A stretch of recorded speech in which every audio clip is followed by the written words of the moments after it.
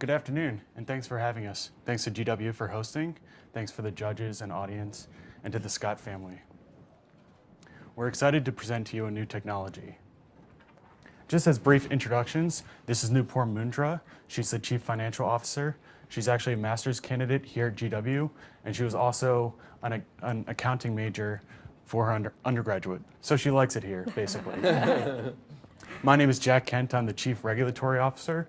I have a bioengineering degree, and I'm an MBA and PH candidate at Johns Hopkins, and I also had 6 years of experience as an FDA consultant for medical device companies. So as a snapshot of our venture, Boss Medical is a startup medical device company focused in the orthopedic space. And we've identified a clinical need for obtaining bone graft, and we'll talk about what bone graft is in a little bit. So we've created, to address this problem, we've created the Boss Harvester, which is a minimally invasive bone harvesting device. Right now, we're looking for a Series A round of 1.5 million to get us through our pilot sales of 100 units. So to take a step back for a second and describe to you what is bone graft. Bone graft is the material that helps promote healing and bone formation. It's usually taken from one part of the body and put into another part of the body. And this is a key component of a lot of orthopedic procedures. As you can see, 1.5 million procedures in the US per year use bone graft. Our initial target market is going to focus on the spinal fusion area. So putting this in the context of spinal fusion, what a surgeon would typically do is make an incision and insert the spinal fusion screws and rods. Those really provide the structure, but the actual healing comes from the bone graft that's packed into that first incision. And to get the bone graft, they take a secondary incision site along the hip, and that's called autograft, and they pack it in. And that really is what helps promote the healing and bone formation in a spinal fusion procedure. This is the target area that we're looking to address, the secondary procedure. To zoom in on that a little bit, what a surgeon would do is they would chisel into the pelvic bone. They would open it up, they would remove the soft bone inside, and then they would close it up. And this adds 20 to 45 minutes to the procedure, so it's very time-consuming and cumbersome for the surgeon. But additionally, it adds a lot of patient morbidity. So that's additional pain, that's additional complications, additional bleeding that's associated with this secondary incision. And that's the problem that we're looking to address. So because of all this morbidity, there have been a lot of attempts to make an alternative to harvesting at the secondary site. One is allograft, which is taking it from a cadaver. One is bone morphogenic protein, which is actually a synthetic.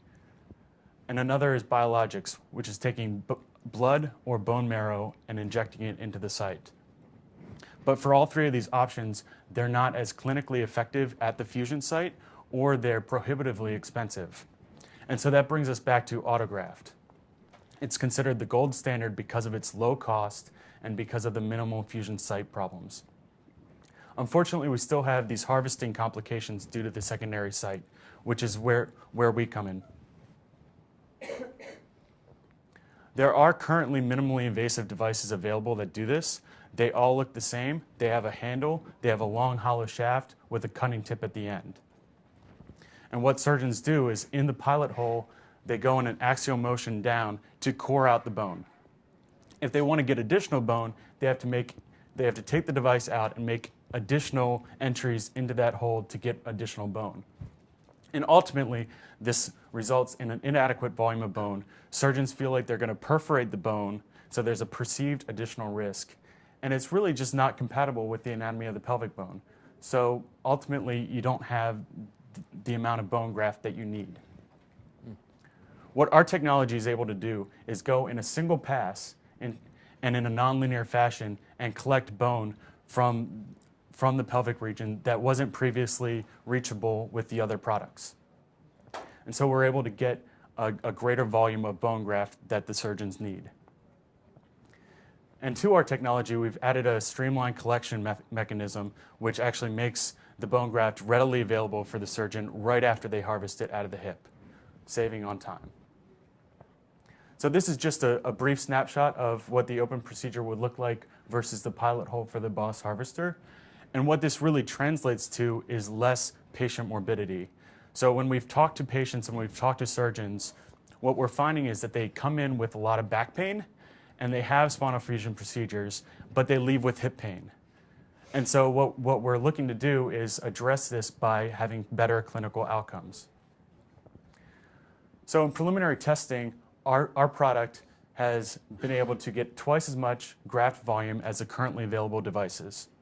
We've been able to drop the harvesting time by a third. We've been able to reduce the incision length by a quarter. And the perceived risk is low compared to both the open harvesting procedure and the current devices available to the market. Now that we've talked about the clinical value proposition, let's talk about the economic value proposition. For hospitals, compared to the open harvesting procedure, we're saving them money on their patient stay, but also on OR time.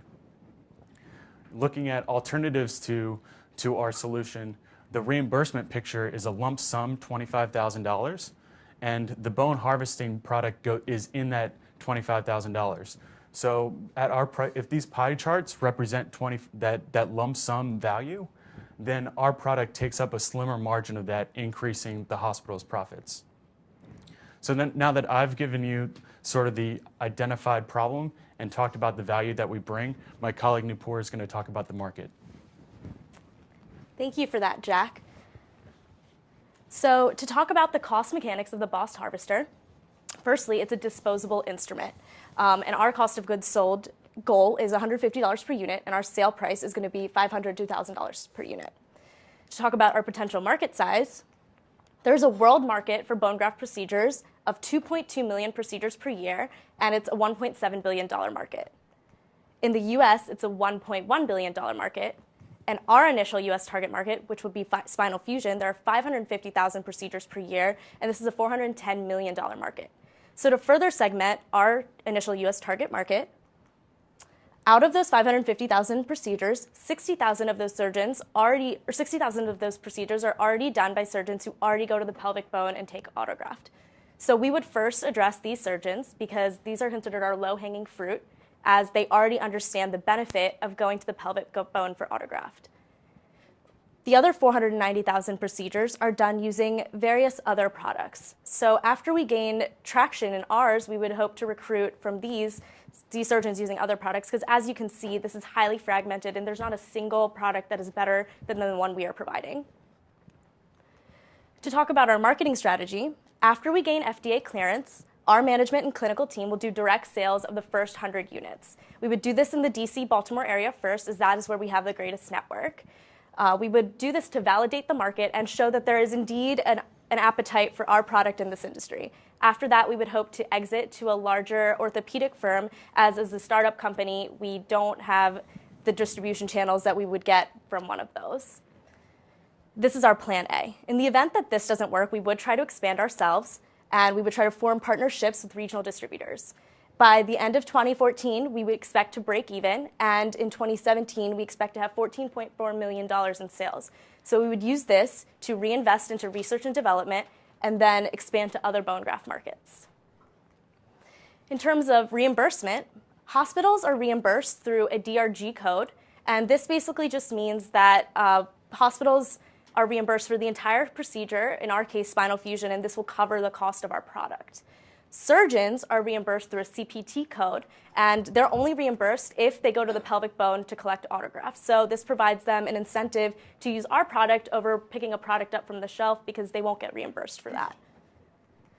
Talking about intellectual property, Boss Medical has filed 2 PCT patents, the first covering what we are working on now, and the second covering our previous design elements. We have assigned the IP to Johns Hopkins University, but we do hold a fully negotiated option to license it back from them. In terms of our landscape, we have gone internally through 200 patents, so we believe we have the patentability and the freedom to operate in our own space. Talking about regulatory strategies, we expect to be a Class 1 device through the FDA. This basically just means that we would be the lowest risk device out there.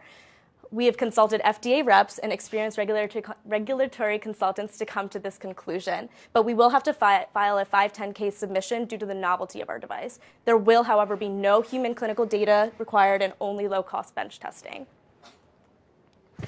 Talk a little bit about our financial status. So far, we have acquired $370,000 in non-dilutive capital. This has gotten us through our working prototype, our initial cadaver testing, and the beginning stages of product manufacturing and testing. We are looking to raise a total Series A of $1.5 to $2 million, and that's where this $25,000 would really help our company. This will get us through the rest of our product manufacturing and testing, our FDA clearance, and most importantly, our pilot sales. We're going to use this funding to get us through manufacturing, expanding our team, and our legal fees. We believe there's a lot of potential exits for us. The three that are on the horizon are right now after licensing, second after FDA clearance, and finally after being acquired. We believe that the third option is the best for us, as that would provide the most value for the amount of risk we are taking. So I know Jack already introduced us, but just to talk a little bit about us again, we are a small startup company, so we don't have a CEO yet, but we are looking for someone who's experienced to help us through the commercialization process. Talk a little bit about our clinical team. We have a great team of spinal surgeons from Johns Hopkins University, including the chief of spinal surgery, Dr. Lee Riley. These guys have helped us in our testing and showing that this is a truly unmet clinical need, and as they are the end users of our product. And we also have a great advisory committee of serial entrepreneurs and business executives, all that have a great focus in the medical device field. So they've helped us through our operations, our marketing, and our sales strategy. So as you can see, we are definitely a passionate and dedicated team that's solving a truly unmet clinical need. And we are looking for this $25,000 to really help us bring this technology to light and show that we can really improve the lives of our patients through it. Thank you so much, and I'm opening it up to any questions.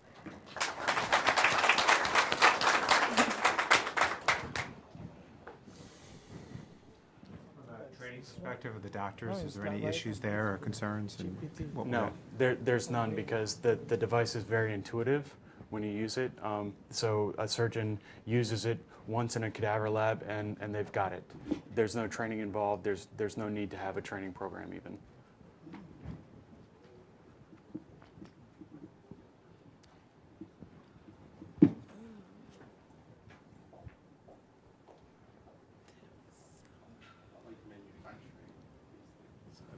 Low volume, but right now we're with our test machine pieces, or yes, with our pilot sales, it's almost like very small manufacturing, putting it together almost ourselves, but we are subcontracting it out.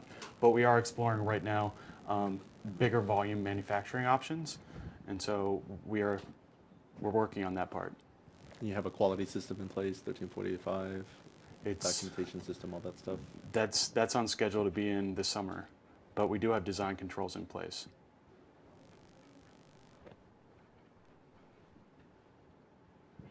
You mentioned there's no human testing. How do you test the product? So the product is tested on cadaver testing as of right now, and we've consulted a lot of different surgeons and different professionals, and they've said that we don't need to do direct human testing. So that's one of the benefits of our product, is that we can start with just cadaver testing and we don't need to go do any human testing. How long do you expect it's going to take you to get FDA approval? With it being a Class 1 product, we're hoping for 3 months.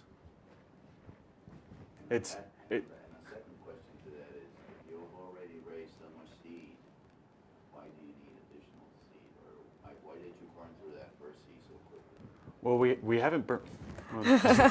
We haven't burned through it exactly, but we also this funding will get us through our pilot sales, and I think that's the most important part, is that we definitely need to get through our pilot sales and be able to market it out there. And we also you want to be able to have that cushion in case, so that you don't want to have to go back and raise more funding later once your product is developed. You want to have it there already. And there have been a lot of iterations of designing and redesigning to make sure that we're hitting the needs of our end user, so the surgeons.